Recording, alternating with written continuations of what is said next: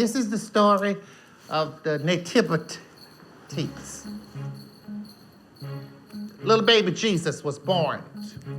He was born to the Virgin Mary, J. Blige. And as Mary was on tour, she met this man named Joe Manganiello, who played a werewolf. And he was in love with her. She said, Joe, I am thou is with the childless, and the holiness is come upon me, and I'm going to have a babyist. And Joe said, really? They didn't know what to do. So he went on, stayed with her, and they went on because they was expecting the holy child. That's right. And the Bible say in 2 Deuteronomy that when he came to the earth, he came through the Virgin, Pina Colada. And as she was there, they were trying to find somewhere to have the baby, but they kept going to all these hotels and wouldn't none of them let him in. Marriott, shut the door. Hilton, shut the door. Tried to get to the Ritz-Carlton, they said, you don't belong here. Everybody just got put out. They went to the Motel 6, they didn't even leave the light on for her, she was in the dark. Into it.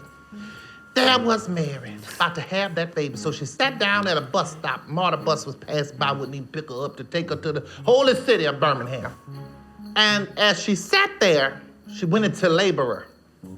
And as she started laboring, a mangy dog walked up beside her. See, God will send you a dog when you need it, even if you don't. And that dog said, what's wrong with you? And as she sat there, she had that baby.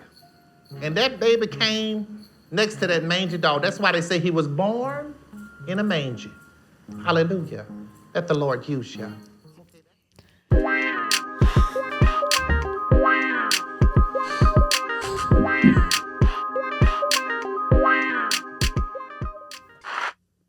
Oh, yeah. Oh, yeah.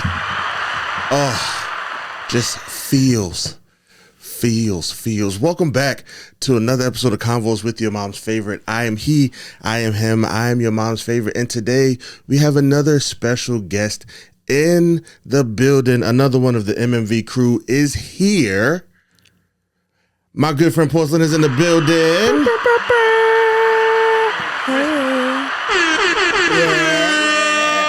Hey, Porsalin, friends. how are you? I'm blessed and highly favored. Amen. How are you, Amen. friend? I'm good. I am sleepy. Yeah. I took a nap for 5 hours after working a 12-hour shift. So, we're making it. Do you work today? Yes, I do. My God. Yeah. Friend, I you go gotta, back to I you go gotta back get some tonight. sleep. Yeah. I mean, I'll get it eventually. People keep telling me sleep when you're dead. So, I figured Yeah, I that's feel what it. I'm supposed to, but but you get some of that because you're a mom. Listen, she was up. Of a very beautiful baby. Thank you. You're That's welcome. my girl. Yeah. But she was up at 4:00 on the dot. Like, what we finna do? We finna go back to sleep. Because what are you talking about? Nah, she was ready for the party. There was no party. The lights were off. We were watching New York Undercover, and she said, "I want to see who the killer is." Yeah, she was interested. It was a good story. Go to bed. But yeah, I'm fine. I had my coffee. Here we are. All right, here we are. And that clip is a part of something we're gonna get to like a little bit later. Coming in hot. I felt that was just so perfect, given today's subject matter. I felt like it was just the cherry on top. The cherry on top. But we're not gonna start there, right? Okay. We're gonna start with light, happy, fun times. I love light, happy, fun times. Because at the time of this recording, we are, I believe, 1 week from Wicked. Yeah. For good. For good. And I am excited for that. Yeah. Kind of pissed. My job was they did a advanced screening. Well, they're doing an advanced screening on Wednesday. But you don't work. One, I do work now, but I was too late to log in and get tickets. Damn. So I missed that moment. Damn. I don't have tickets. I mean, if I feel like you could talk to somebody. No. Because they put me on the wait list, and I got an email yesterday, and it was like, yeah, it's a no for us, buddy. Dang. Yeah. Dang. And so I did go see Wicked, the advanced screening for Wicked, through my job, and it was still I had to wait like 20 minutes after the actual start time of the movie, so I missed the first 20 minutes, and we were sitting in the very first row. That sucks. Yeah. So Did you like it? Yo, Wicked was great. Wicked was amazing. I loved Wicked. Yeah. Like, I'm excited for Wicked Part. Like, I love movies like these because it's like, the Wicked Witch, right, of the West was never somebody who needed much explanation for, like, what she was doing, right? Because, sure, it didn't seem like before the Wicked Witch of the West, before Dorothy showed up, she was, like, terrorizing the people of Oz, right? It wasn't until Sis dropped a house on her sister and killed her that she was like, oh no, we got beef. And if we're being honest, you drop a house on my sister, I want you dead too. Yeah, I'm terrorizing the town as well. Yes. Yeah. Like, this woman drops a house on my sister and y'all having a celebration about it? Nah, everybody. Nah, that's not okay. Shout out to Aja. Yeah, you know what I'm saying? Like, everyone is dying if you drop a house on my sister. Nothing's okay. Yeah. Especially if I have like her ability to terrorize everyone. Yeah, I'm good. And I think like such a good movie. It was. Have you ever seen the Broadway show? No. Okay. I want to though. Oh yeah, it's really good. But I think one, it's really hard, and I think we talked about this on the last one. It's really hard to take a Broadway musical and turn it into a movie because most of the time it's just like cheesy. They're good ones. They're really good ones, but most of the time it's just like meh. But like Wicked was so good. It was. And I think that they got the perfect people, Cynthia and Ariana, to play Galinda and Elphaba, because they're eating. They are. They are eating in these roles. And these bitches is singing live. I saw a video today when I was in the car of them singing For Good on set. Yeah. And I was just like, this is crazy. But they have the ability. But anyway, back to like Wicked was just, I think one, the timeliness of it with like the themes in the movie, political and otherwise, was like, yeah, this is good. Which side are you on? Are you want to just go with the status quo, or are you going to do what's right? Right. And my brain is going to shut down a number of times. That's fine. Listen, it happens.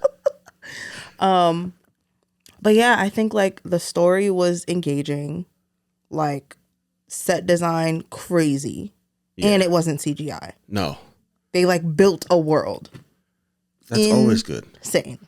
Because CGI has its purposes, but there's something better about practical effects. Yeah. And like actual sets and like set designs actually help.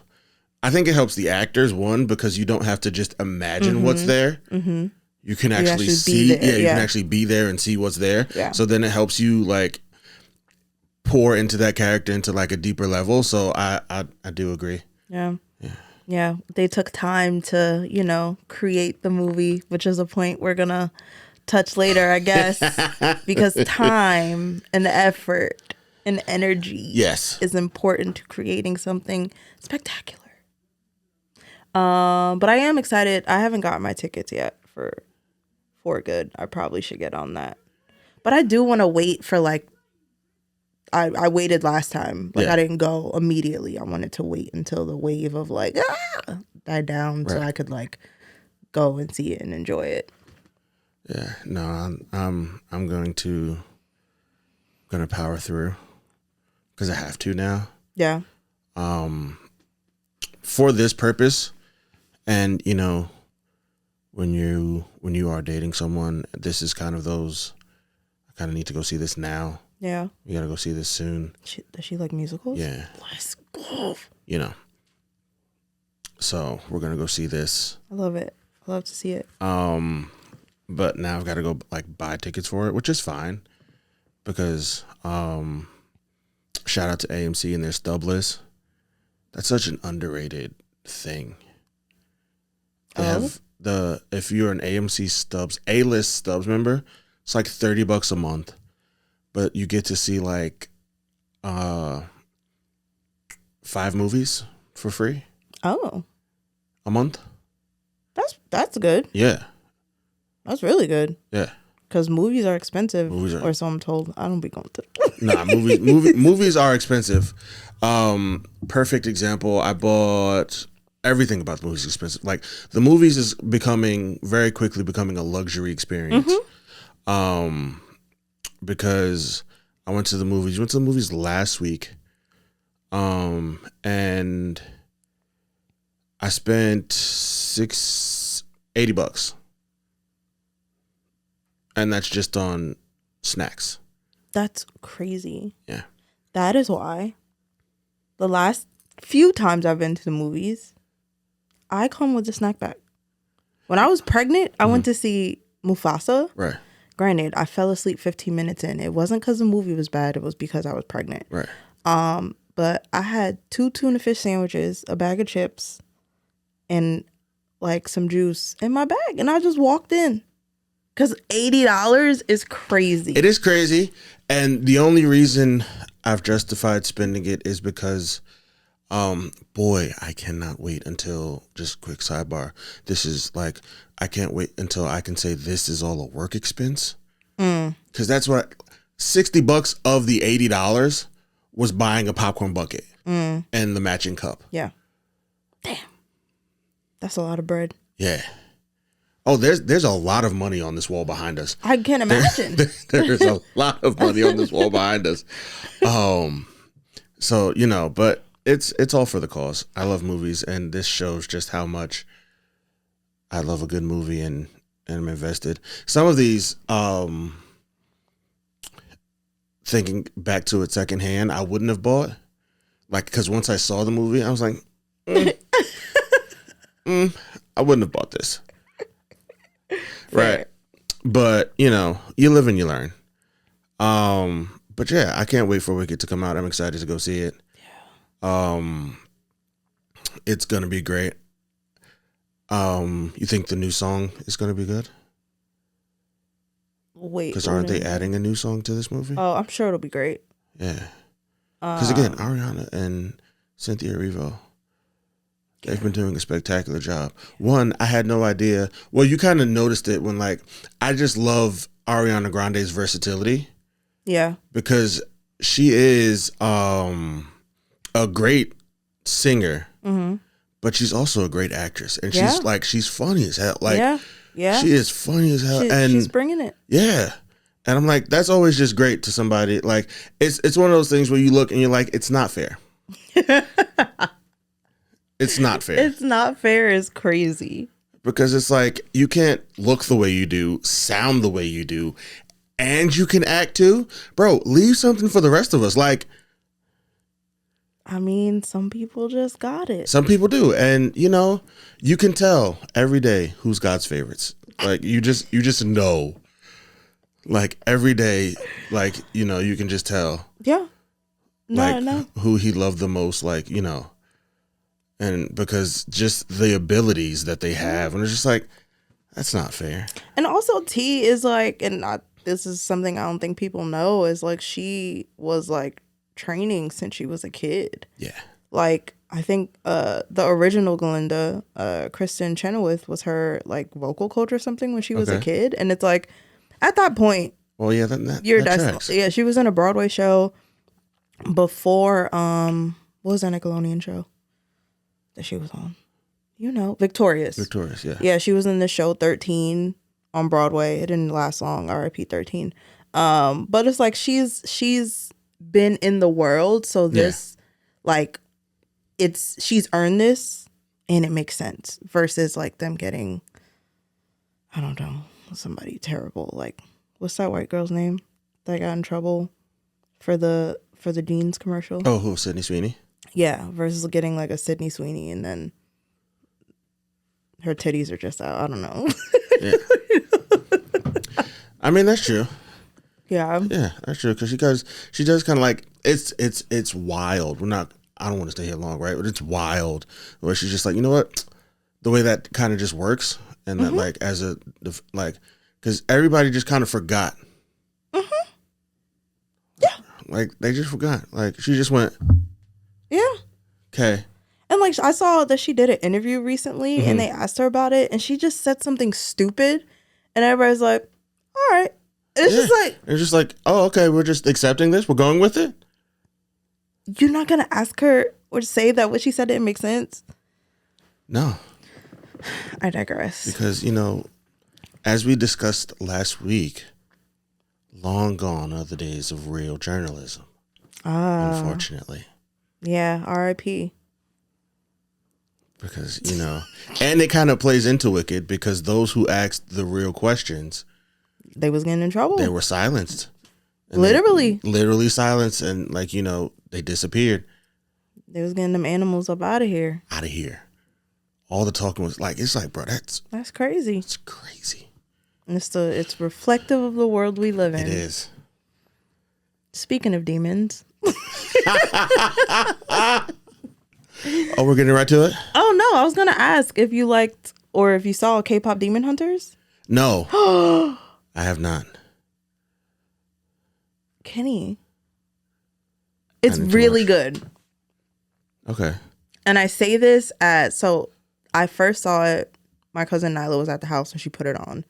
And I was like watching it and I'm like, oh, this story is good. And then Serenity was like obsessed. Mm-hmm. And so she came to the house and we watched it and I was like, oh, this is really good. Really good. The songs are good. The story's good.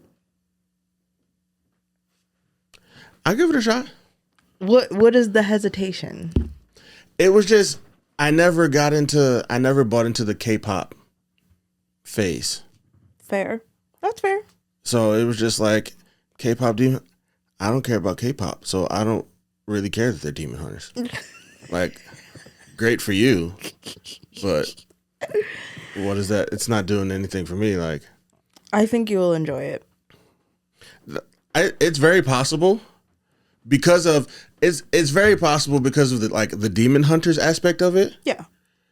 It's 100% possible that I'm going to enjoy this movie because I came up here and completely trash talked the last Transformers 1 because I was like, nobody really cares about the origin of these stories. They're big robots that hate each other and they're fighting. And then I watched the movie and I was like, I've never been more wrong. Wait, the original, like they did Transformers 1. It's a cartoon movie where they you kind of see how Optimus Prime became Optimus Prime and how Megatron became Megatron and why they hate each other. Got it. When did this come out? Last year. Where is it? I don't know anything about movies. Yeah, it came out last year in theaters. It's on all the Transformers movies are on Paramount Plus. I don't think I have that. Yeah, but I'll look into it. Yeah, I think that one is really good, and I'm kind of upset because the director was like he was one and done, and I'm like, no, you've created a universe here. You've started something, sir. I need you to keep this going. But I don't think he's going to. So I have to life is long. Just deal with it. Just deal with it. Just deal with that. Yeah, I'm surprised. I thought you would have seen it. No, I kind of. There are certain movies where, yes, I do want to talk about like the new, like what's new out in theaters and like what's popping when it comes to just like movies and television. But I'm also kind of one of those. I don't really like those kinds of movies. Fair. So even like just when it comes to just quick podcasting stuff and just pivoting towards the movies that I loved and wanted to talk about to like what's new, what's popping, it's a struggle for me because it's like, fam, I don't want to watch any of this. I actually want to go and watch Little Nicky again. See, Adam Sandler movie came out a long time ago. It's one of my favorite. Oh wait, with where he adopted the boy? No, but even that's Big Daddy. Big Daddy. Movies like that, I want to come and talk about those movies. Fair. I don't want to talk about the movie that's coming out now because 9 times out of 10, I don't really care. Yeah. But So it's kind of like one of those. There are some movies I'm just like, I put my foot down and I'm like, I refuse to see it. I'm not watching it. I get that. You know, so you know, such foreshadowing in this episode. I so tell you, much. such foreshadowing. I in this mean, you episode. started it with the clip. I'm just following suit. Okay, that's fair. That's fair. But yeah, I'm like, you know, I will go back and watch K-pop Demon Hunters at your recommendation. There was something else I was gonna ask if you watched. The Paper. I watched the first 3 episodes. I watched the first like 1.5. It was fine. It was fine. And it, like, I was laughing and I got like, it felt office-y, Yeah. but I didn't care. Yes. But in fairness, it took me a really long time to like The Office. I get that. Like, people would talk about it and I would like try to watch it and I'm like, this is stupid. And then I was at my friend's house and The Office was on and it was the episode, it was the safety training episode, I think. Yes. And it was it was a scene where Michael was on the roof and he was planning to jump off and then he threw the watermelon. Yes. And then it hit Stanley's car, but they didn't know whose car it was. Yeah. And in the end, when it was Stanley's car, I was like, this is good. Like, this is good TV. Absolutely. And then ever since, I've loved The Office. Yeah. But yeah, I just didn't. I didn't care because it felt like I was like, this is cool, right? But if I want to watch The Office, I'll just watch The Office. I'll just watch The Office again. Or Parks and Rec. Like I don't need another show, and like it's a cool concept, and like, you know, like, and I even liked how they introed it, where like they were coming back for whatever reason to to do a follow up on Dunder Mifflin. Then you find out Dunder Mifflin's no longer a thing, and then you just like following that web. That's cool, but it's like, Yeah. I don't care. Yeah, I don't know. I think maybe if it was a different character that was like the continuation. Yeah. Because Oscar, again, is fine, but it's like, how does this storyline tie into the larger one? Because he's just kind of there for the most part. Yeah, I was like, maybe I'll give it another shot. But I tried multiple times and I would just fall asleep in the middle of the second episode. Yeah, I got to 3 and I'm just like, it's cool, but it just, like, every time I watch The Paper, I would just want to watch The Office. Like, every time I watch it, it just made me want to watch The Office. So I'm like, I'm gonna just go watch The Office. The Office. Yeah. Okay. And the thing I'll say I appreciate is that it wasn't like they were doing a remake. Yeah. And so I don't know if you heard, but they're doing a spinoff of A Different World. No. Yeah, they are. But when I heard about it, I didn't know it was a spinoff. I thought it was going to be a remake. And I was like, I'm so tired. I'm tired of remakes. But it's a spinoff of like Dwayne Wade and Whitley Gilbert's daughter at Hillman. And like Debbie Allen's involved. I think she's directing or something. See, that I could get with because I really liked I didn't watch like the whole thing, but I really enjoyed Girl Meets World. Yeah, me too. Me too. As it related to Boy Meets World. And what's the one that Raven had? Raven's Home. Yeah, Raven's Home. Yeah. As like, I'm cool with that. Like, because these are characters we loved. You still get to see them, but you're introducing new characters for a new generation. Yeah. So I was cool with that. So I'm not mad at that concept. Yeah. I'm excited, but the remakes have got to stop. It's gotta just end. There was a Loretta Devine. Somebody asked her on the red carpet because their Dreamgirls is coming back to Broadway, and And they asked her, like, oh, how do what's your emotional experience with Dreamgirls coming back? She was like, why do all these young people keep making old stuff? Why can't y'all make new stuff? And I said, yeah, that's my question. Yeah. And it's partially because creativity's dead. That is a part of it. that is a part of it. The creativity is definitely not what it used to be. I think that is in part because the internet and access to it has killed people, has killed creatively a little bit. Mm-hmm. Because let's be honest, like some of the stories that we create, like some of the stories that people have created, long gone are the days where, bro, it's just me and my action figures. Mm-hmm. Mm-hmm. And we're not like, sure, I could have Superman and Batman and I'm playing with these action figures. Mm-hmm. I promise you, they're not Superman and Batman. Mm-hmm.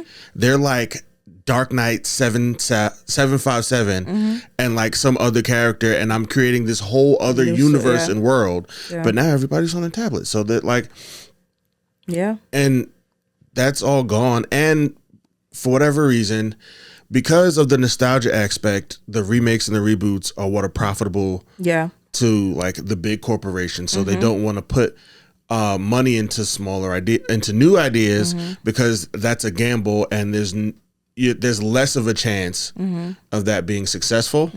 So, unfortunately, that leaves us with the landscape that we have now, where really good movies are being made, but they aren't. One, they're not being pushed like they should, so they're not making the money like they should. So there's like any chance of like sequels or creating new franchises and new universes, it's over with because nobody wants it. Yeah. And it's even why we have these moments where now, instead of creating new ideas, you've got them re-releasing great movies. In the movie theater. In the movie theaters again. Because that's the only way anybody's making any money. Because it's like, I can't tell you in the last 10 years a movie that I'm like, I'm going to remember this movie in 20 years. Wait, let me think. I don't be going to the movies. Wicked. Yeah, like Wicked's going to be a moment. I'm like, yeah, you're going to remember that. I think for me personally, I think Sinners is going to be a moment because that was just one hell of a movie. Yeah. I think Sinners is definitely going to be one of those movies. And can we talk about that just for like 2 seconds and how great and awesome and amazing and wonderful that movie was? Yeah. And how I always said the vampire aspect was cool, but there was a whole other story you could have told where you didn't need to add vampires. Yeah. I, like, when I saw the trailer, I was kind of like, okay. It's black people. Yeah. I like vampires. Yeah. I'll go see it. But then, like, literally the next day, it was like everybody was like, this movie's incredible. So I was like, "You down? We gotta go.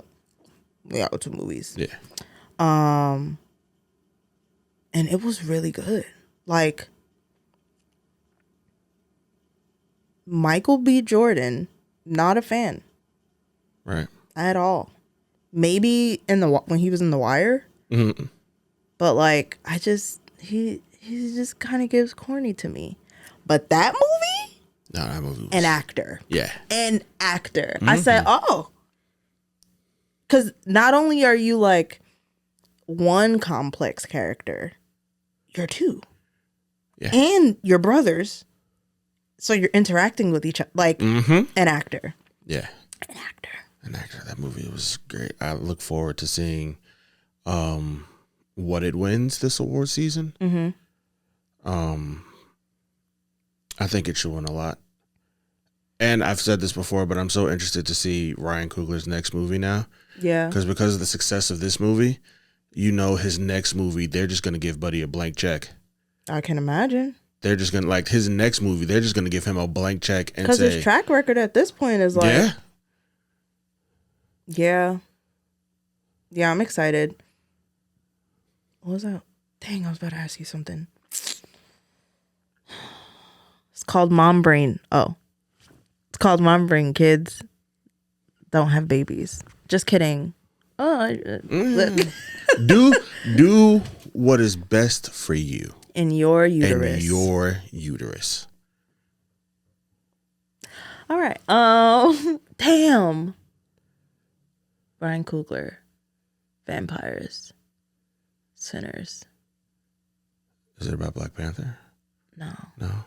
Well, back to Sinners. Like, one thing, like that music scene in Sinners,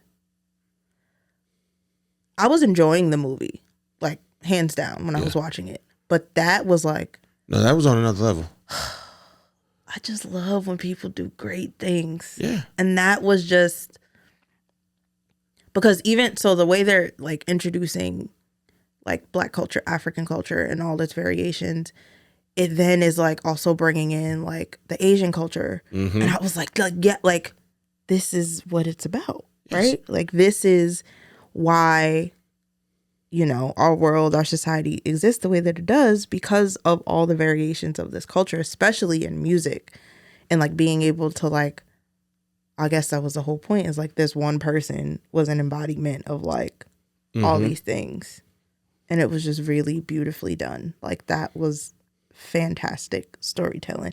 And that's why the white man wanted to steal his gift. It was indeed, because he didn't have it for himself. He was funny. What was his name? Remick. Remick was hilarious. Yes. I said, give him an award for comedy because this is fantastic. Because, that's what I was going to say. Has nothing to do with Sinners, but we can finish. I remember now, though. Okay. I'm going to say this quickly so, you know, we can get to it. But no, just like, because it wasn't like he was hilarious, but you could tell he was very genuine. And like, it's a very fine line to play it off where you're like super hilarious, but you can tell the person is honestly trying not to be funny. Yeah. And that's just a special skill, and I wanted to point that out. But what were you going to say? Oh my God. Did I forget it again? Oh, no. So you were talking about awards. Yes. And I wanted to know, like, one, how you feel about awards. And I asked this because there seems to be a trend where there's, specifically with shows, maybe with movies, but I'm not too sure. But with shows where there's like the It show, and for however many seasons, that show is the award winner. Yes. So, for example, that was Abbott 2 years ago. Right. And then it was The Bear. And Abbott still, like, I feel like Abbott is only getting better. Yes. And The Bear, like, I watched The Bear. I don't know if you do. Yes. But like the last season was fine, but it feels like the first season was better. But it's like they swooped all those awards. And also, The Bear being in a comedy category does not make sense. It has comedic moments, but it is not a comedy show. That's my personal opinion. Yeah. And I feel like for that to be in categories with Abbott is unfair. But that's just my hot take. But I do want to know, like, what are your thoughts about awards and how they kind of function in the way of, like, an It show versus, like, an actual examination, if you will, of, like, the plethora of shows that are out there. Oh, I personally hate award shows. Yeah. I personally hate award shows because I don't think that they give an actual representation of the field. Yes, you have the masses.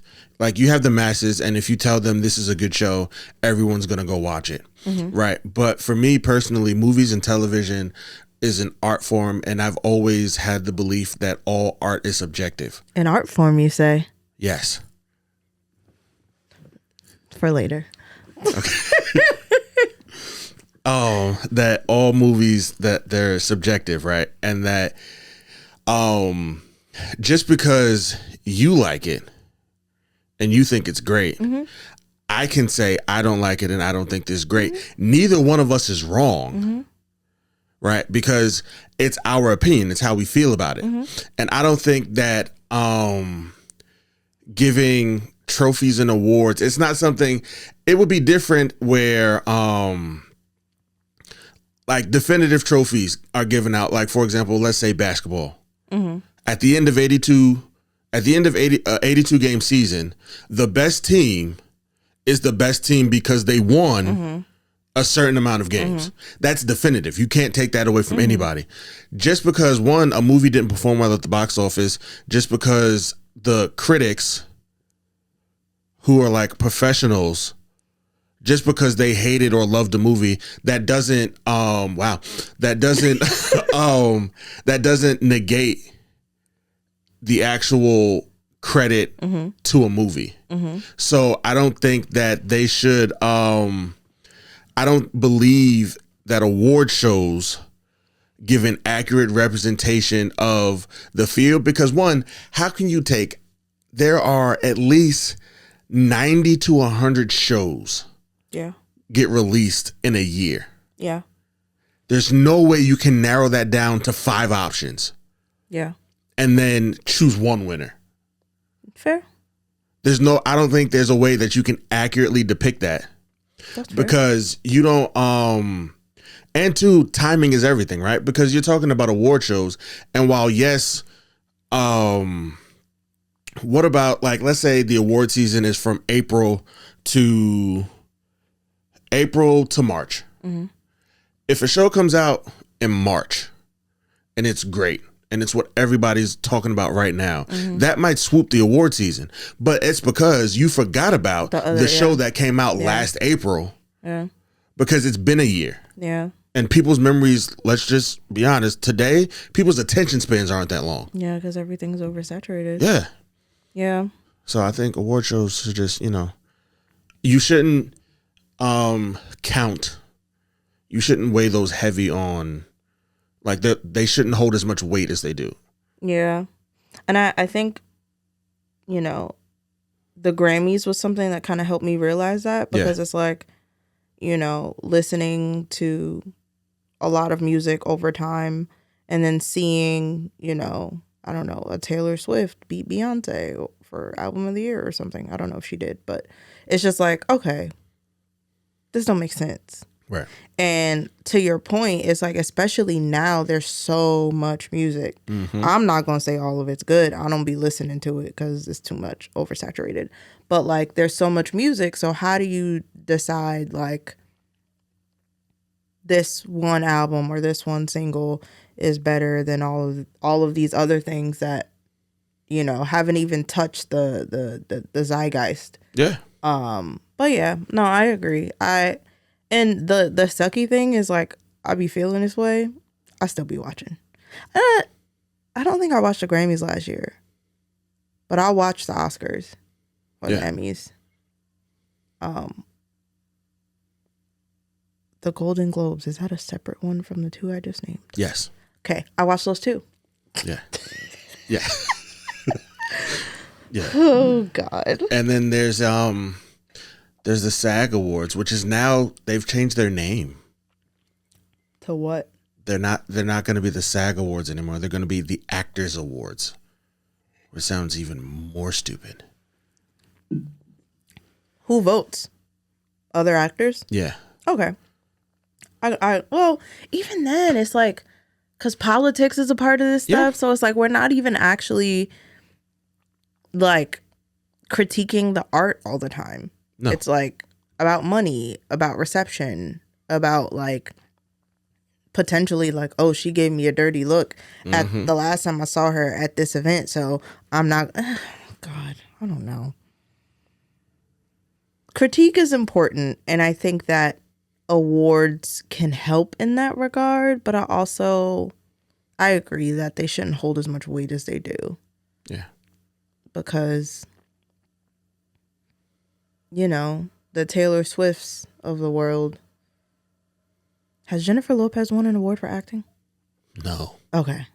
Dang. She would have been perfect here. But like the Taylor Swifts of the world, Swifties don't come for me. Or you can. I got time. Not really, because I'm a mother. But like, it can be like, oh, well, she has this many Grammys. And it's like, what does that mean? What does that mean? What does that tell me? So? Does it mean she's good?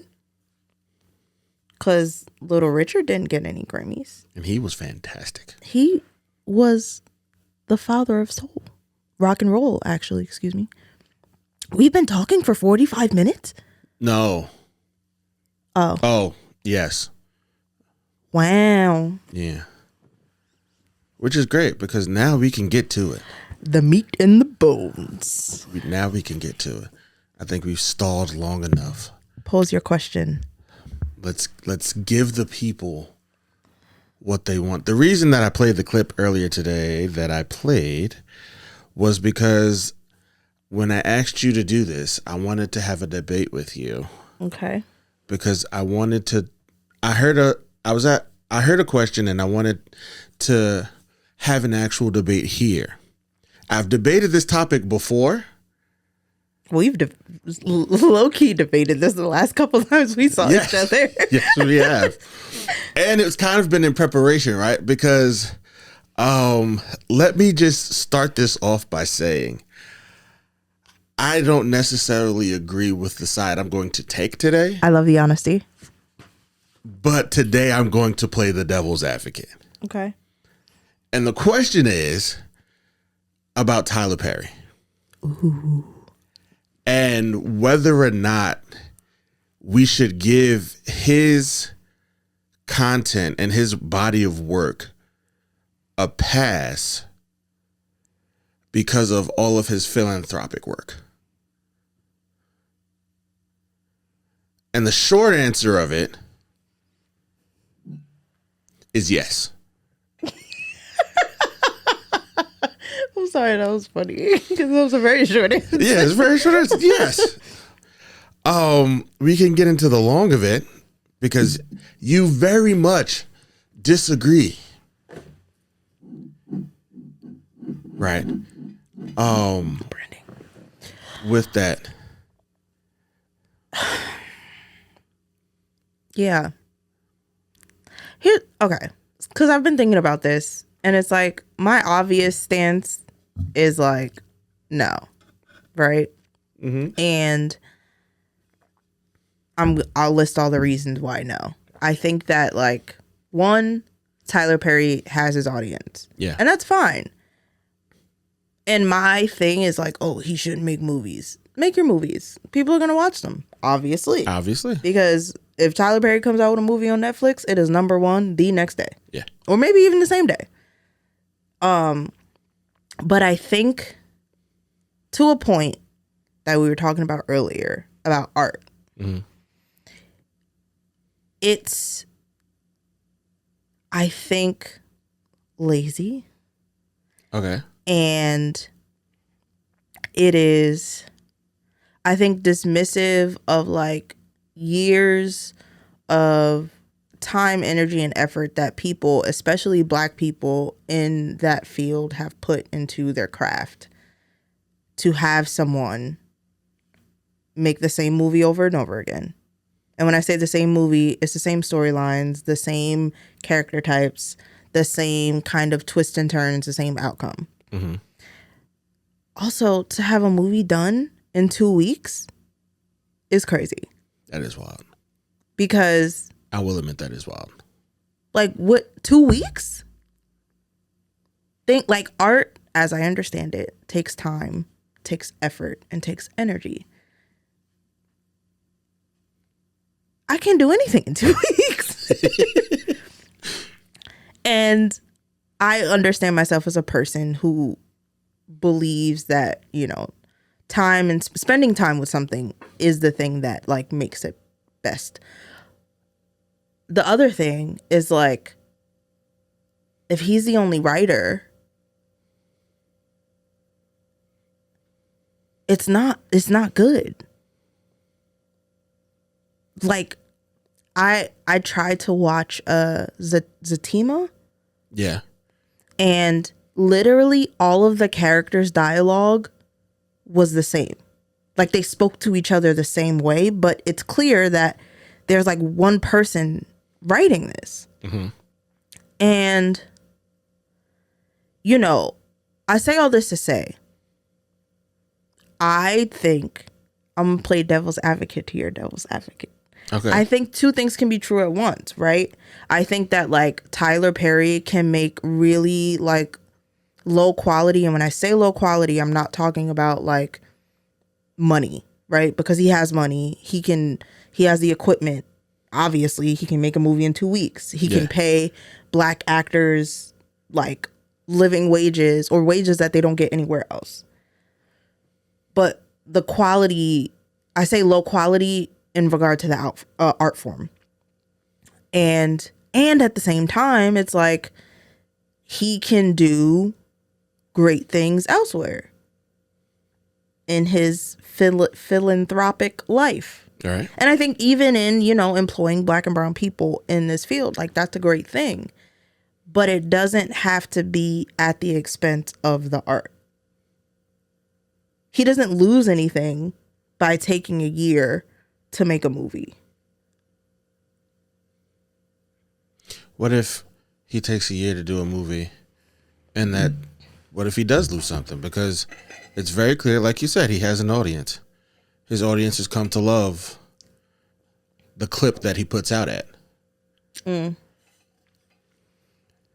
His audience does, they don't really, they may not have the attention span. And I don't want y'all to take that as me calling y'all stupid just because you don't have a long attention span. Okay? Please don't take that as me calling y'all stupid. Because He said y'all niggas just stuff. I don't have a long attention span sometimes. So that's not what I'm saying at all. I'm just saying, like, sometimes, like, you just hate waiting for things. I feel that. And when you get somebody used to, like, the clip that, like, he produces at, because, again, he's got his own. Bro took a Confederate Army base and bought it and turned it into a movie studio. And I watched, what was I watching? There was a documentary on HBO Max about like black filmmakers. And they were talking about him and they were showing just like the hundreds of people, the hundreds of thousands of people who just go to his studios just to say, I'm at Tyler Perry Studios. Like they just go to the front and like take a picture outside at the fountain.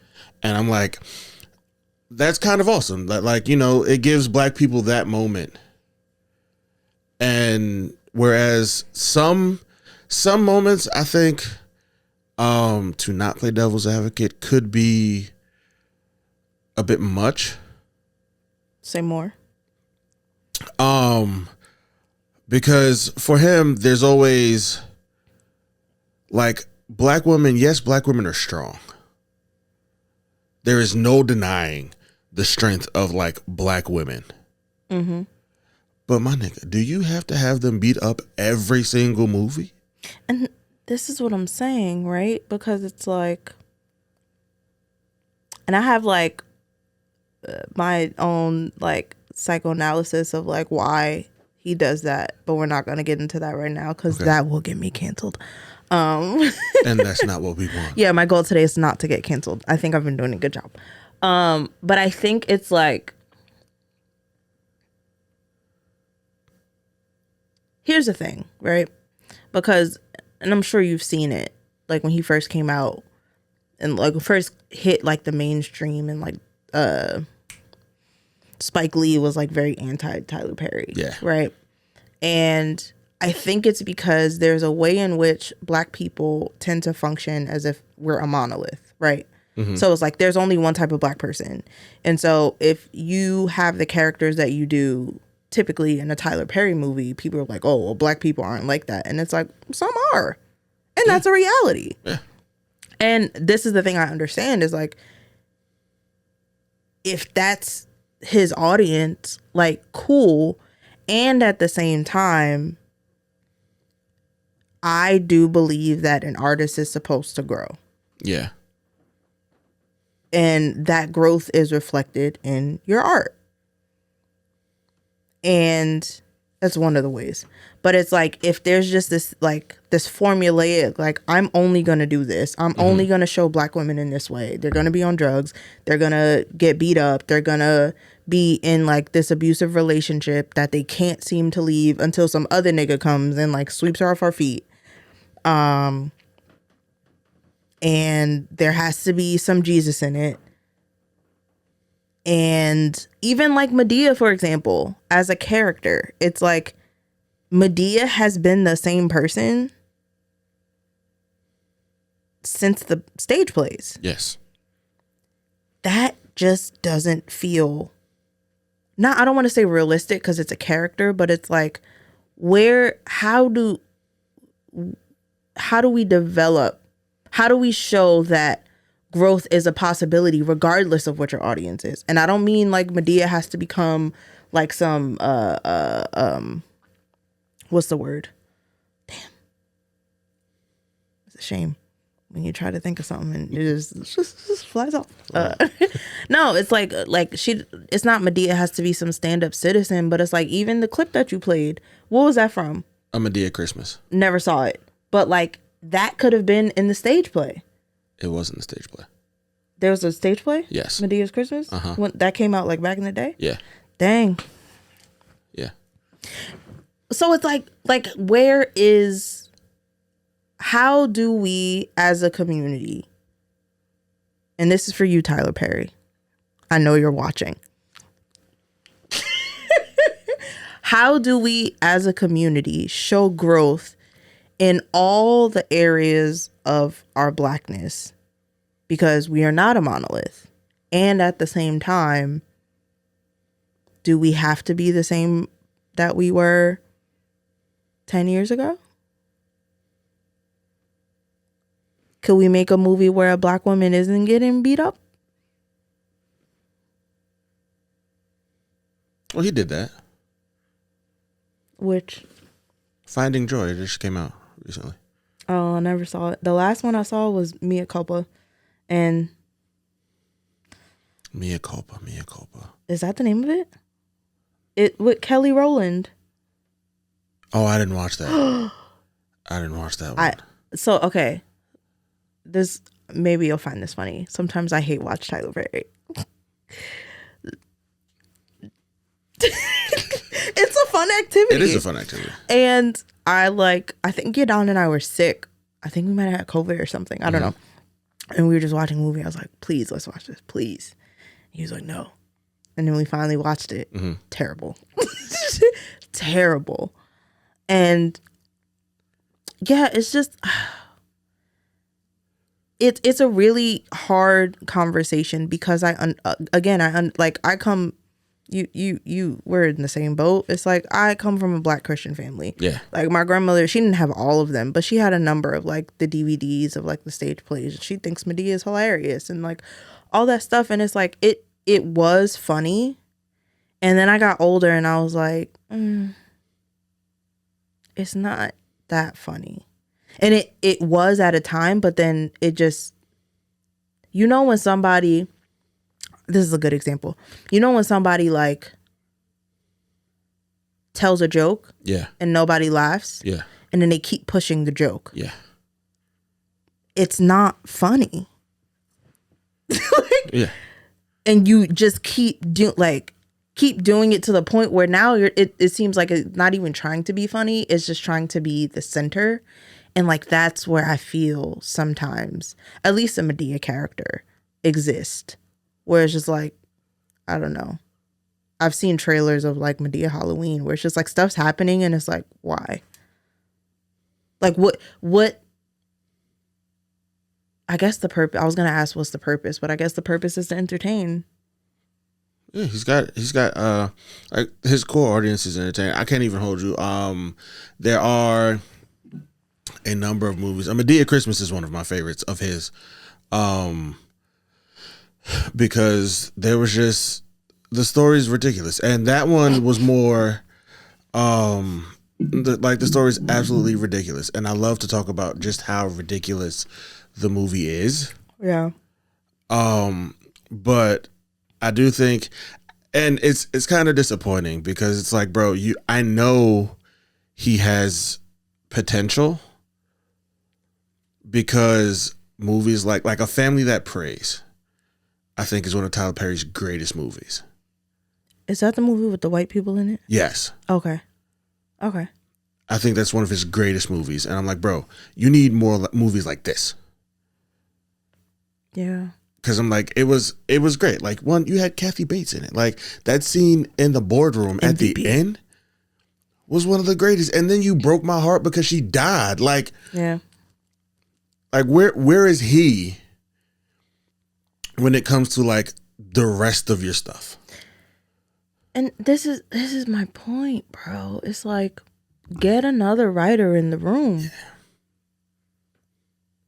Not replacing you, just get other people in there, because I think it can open up, if like Tyler Perry's a world. Yeah. Right? And that world is going to exist because Tyler Perry Studios, he's heavily involved. If you add people into that world, it doesn't destroy the world. No. It only expands it. Yeah.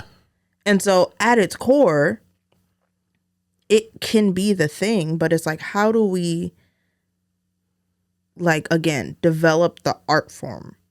And I think that starts at the base of like writing and like production, like having other input other than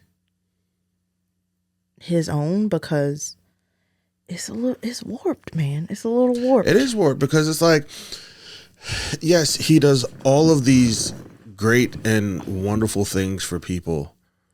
And like, he donates a lot of money. He's built like a lot of foundations. He employs Black and brown people across the board. And these moments are great, but it's like, bro, the content you put out counteracts that. It's all people are talking about. Nobody's talking about all of the good that you do. And it's like, that's where the focus should be. But bro, as long as you keep putting out what you have been putting out, I think, that will be the focus, and that will be what your legacy and your reputation will be. Mea Culpa wasn't the last one I saw. What did you It was see the one after? with Megan Good. That movie was my favorite. Kenny, And here's why. I will leave. No. Here's why. From the very beginning, when they picked the body up out of the coffin and carried it out, I laughed for a good 20 minutes. And I said, okay, when they picked the body up, right, and carried the body out of the church, I knew what kind of movie I was watching. Yeah. And I knew, even though, right, I didn't have high expectations going into this movie. Because let's be clear, now we're back to like Devil's Advocate Kenny is gone. Just he's gone. Now we're having a real conversation. I never have high expectation going into Tyler Perry movies. Yeah. Because if you have high expectations, I want to have high expectations going into Tyler Perry in movies. the first 5 minutes, you're gonna be knocked You're out. gonna Literally. be disappointed. You're gonna be let down. And I'm like, I want better for him, because I want you to be one of the greats, bro. Like, I want people to talk about. I think people could talk about Tyler Perry in the same vein that they talk about Spike if he does a lot of shifting. Yeah. And okay. So to the philanthropy point, right? Yeah. I think that like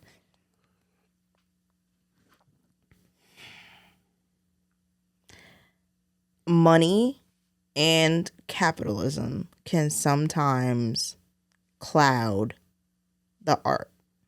Yeah. And an example that I will use is the second Color Purple, like the Color Purple movie that came out last year. 2 years ago. 2 years ago, yeah, because it was before I was pregnant, yeah. We didn't need that movie. No. But you know what Oprah has? Money. $8 billion. And I went to a premiere of that movie in New York City, and I was about as close as that camera is to Oprah. And I looked at her, I said, she looked like a woman that got money. Yeah. But it's like when you have money, you can do whatever you want. Yeah. Right? And I think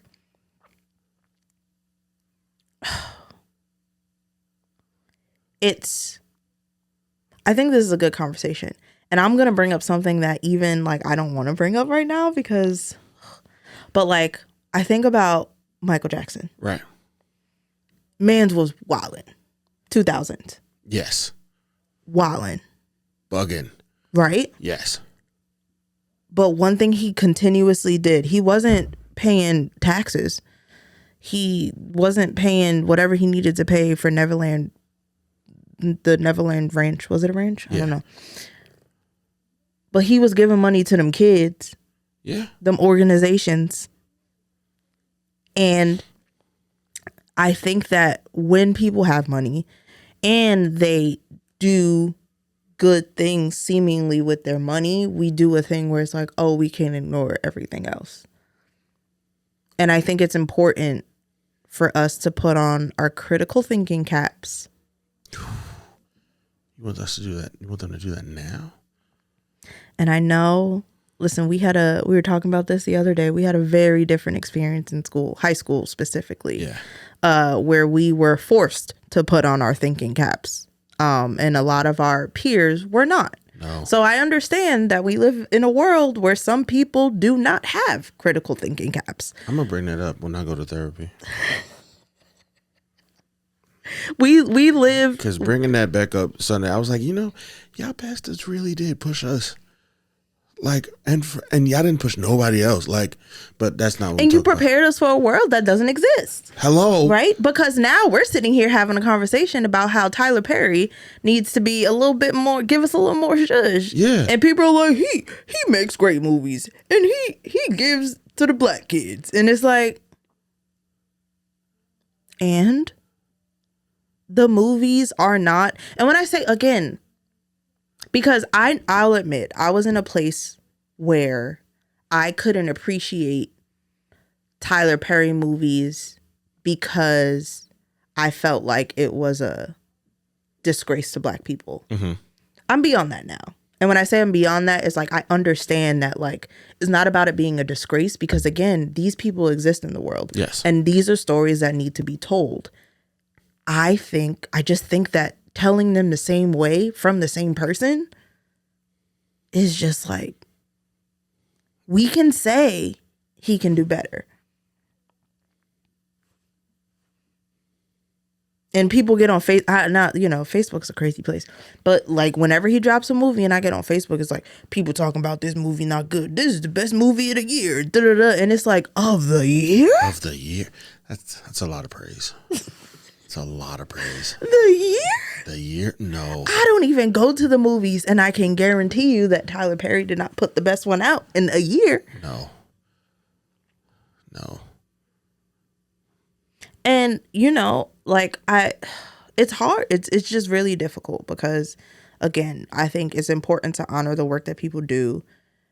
I think, Taraji was talking about, like, working with him was the first time that she got paid, like, a wage that she deserved. And it's like, that's a beautiful thing. It's a beautiful thing.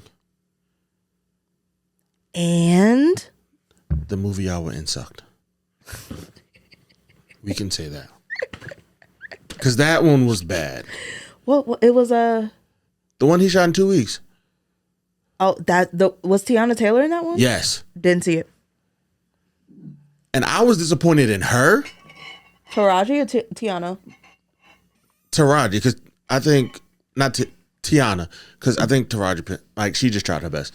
And if we're being honest, I'm still kind of upset that... the NAACP awards, the BET awards gave her the best, that she got best actress for The Color Purple over Divine Joy Randolph and The Holdovers. But again, it's like think about the conversation we're having. think about why that happened. The Color Purple is a story that niggas know. You're right, but I'm like, fam, you can't tell. Like, that really pissed me off because I'm like, fam, literally every other award show that woman was nominated for with movie, she won. Yeah, she was sweeping them She up. literally won every other award that season. We get to the BET Awards, you give it to the chick from The Color Purple. The chick from The Color Purple is nasty business. Like, what are we doing here? Because she's got like a beef or whatever. It was too much for me. But Tiana Taylor, she's a better actress than she was in that movie. It was weird.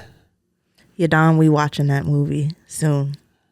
Yeah, like it was weird. I was just expecting more.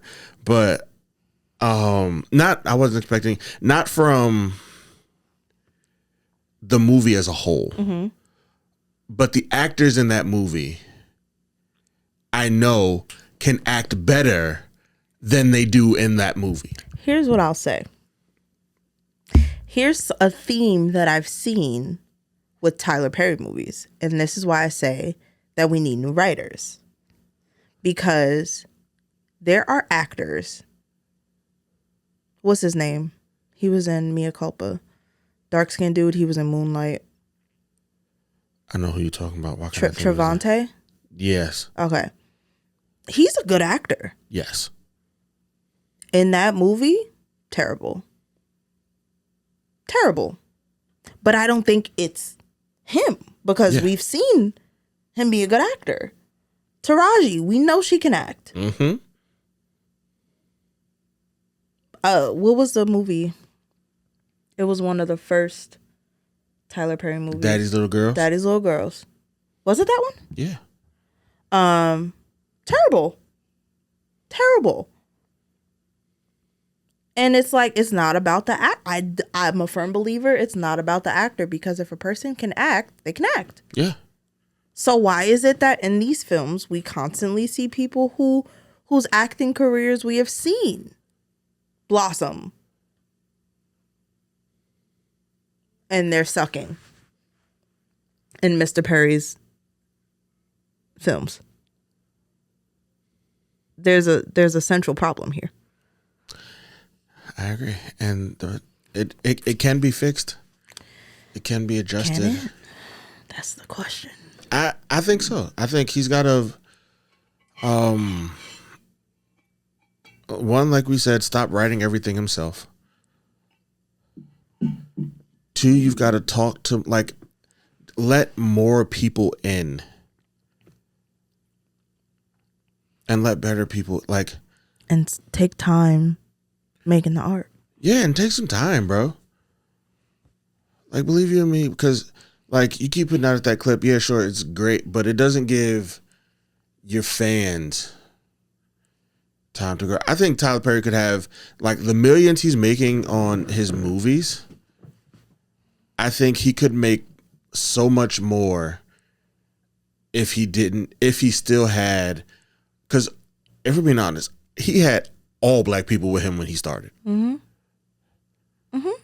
But then the more he started putting out of the same content, like, they just started, like, people just started dropping off. And it's just like, nope, not rolling with this one. Nope, not rolling with this one. And I think specifically, like, again, it's like his original audience was like church. The first time I ever saw anything Tyler Perry related, I was at a church thing, and it was like a 2-day service. Yeah. And we were having lunch, and they rolled in the TV with the VCR, and they played, one of the stage plays, and I was like, oh, this is funny. And it's like, in black churches, the main people there are black women, right? So your audience already locked in black women, right? And you're making these movies continuously showing them being beat down and battered and mistreated and on drugs, like you're showing your audience in a light that is continuously degrading. At a point, I think it's like, to your point, is like, especially if that audience is growing up. Yeah. Because if for the people, like, for people who are in the same place, and again, it's no shade because that's the reality, sometimes. But it's like for people that are growing up, it's like, okay, why is it that this is a constant depiction of like not me as an individual, but me as an idea? Mm-hmm. And I can imagine, not even I can imagine, because when I was younger, like I did watch Tyler Perry movies, but it's also like, yeah, no, I'm not trying to watch freaking like these beautiful, powerful women that I understand these actors get kind of diminished in these roles. Yeah. And it's like that, again, it's not the only story that can be told, Mr. Perry. Please don't cancel me. Excuse me. But yeah, no, I think we did it. We did it. We did it. And it wasn't even that bad, see? That's because we're a team, bro. Yeah. I was just expecting this to be, this was a lot, I'll admit it was a lot calmer than I thought it was going to be. Yeah. So. You gave me fair warning. And also, bro, we're more chill. Well, I'm more chill. You've always been chill. I think I'm more chill in my old age. Yeah, you definitely. The quietness You're is deafening. No. You are more chill. Okay, thanks. You are more chill. This was nice. It was. Is there anything else to talk about? I don't know. Oh, I dare something. Yes. To this point, Okay. Kev on Stage. Do you like Kev on Stage? Yes. Have you watched any of his like shows? I watched Churchy. Okay. I saw a couple episodes of the first season of Churchy, but he just put out a show on Tubi called Safe Space, and it's like, it seems like it was shot like pretty quickly. It seems like it was shot like super quickly, but it's, excuse me, I think he's really good at diversifying content.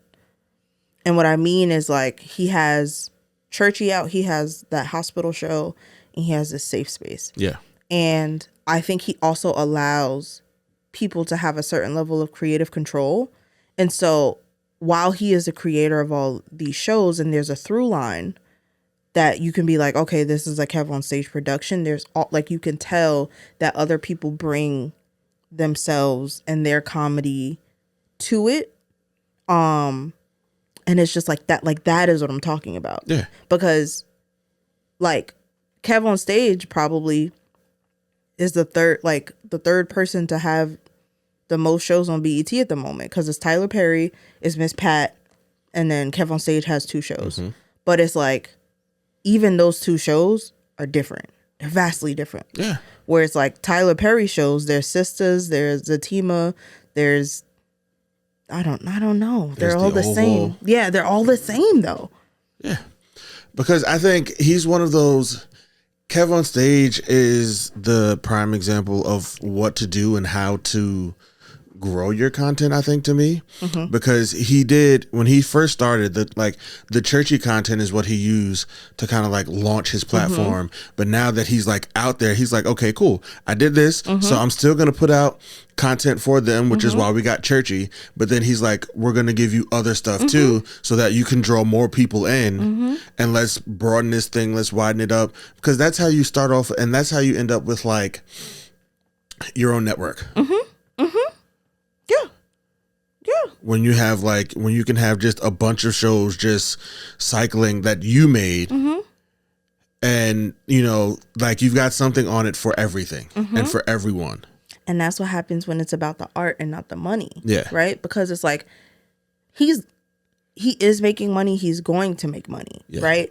But it's not like he's creating from a place to just make money. Like he's also, attempting to put his people on. That's another thing. He is really good at that. Yeah. And it's like, all I'm saying, bro, Tyler Perry could do better.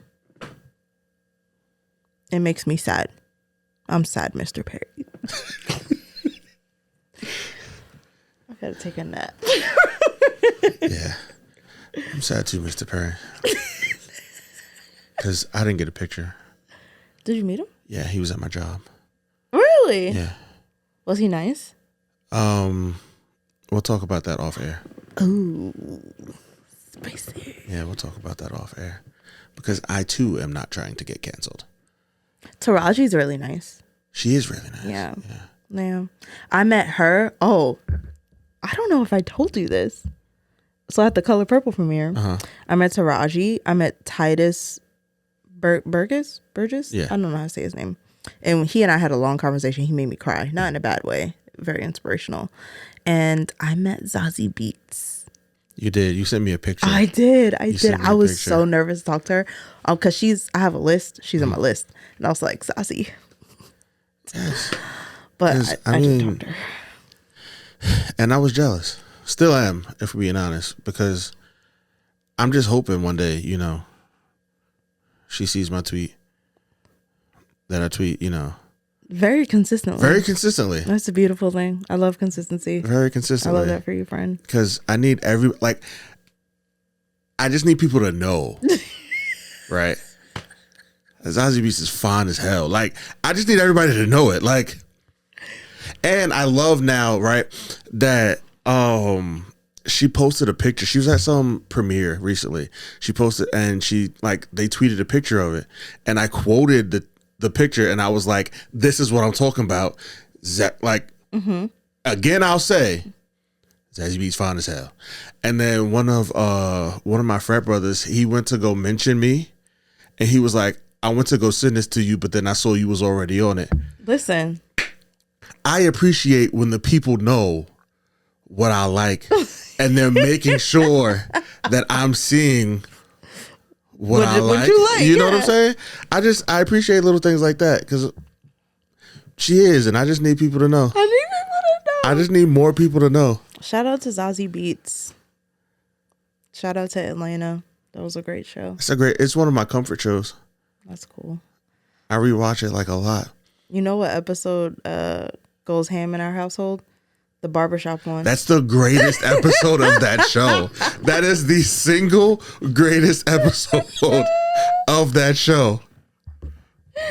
Oh my gosh, That bro. episode was great because every black man who's ever had a black barber has been there. Yeah. Like, we've had that moment. Like, I had that moment. Like, another story I'll tell off air. Okay. Another story I'll tell off air. Yeah, because my barber's a fan. He listens. We love you. We love you. So, but yeah, Porsalin, thank you so much.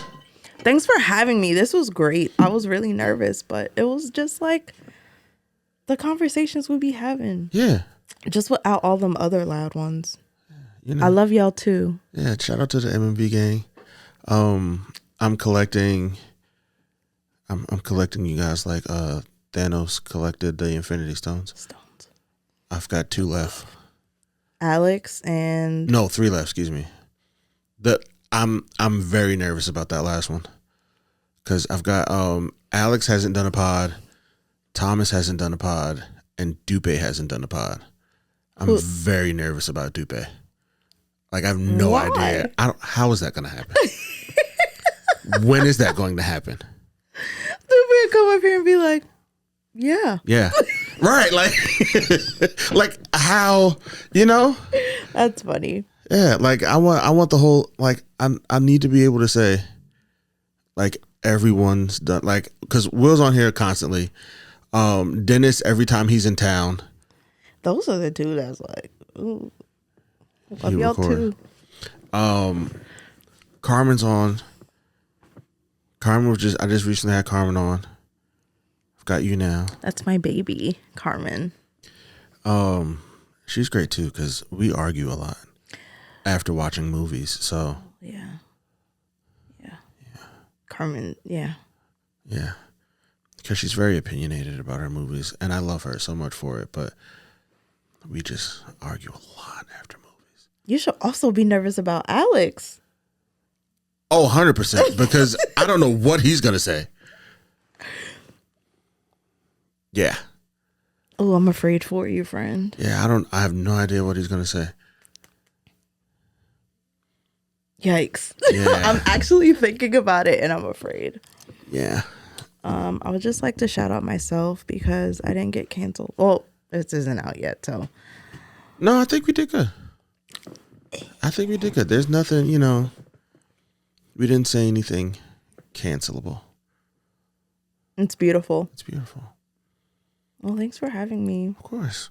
I feel so special. I'm going to have you back again. I'm going to start mixing it up now.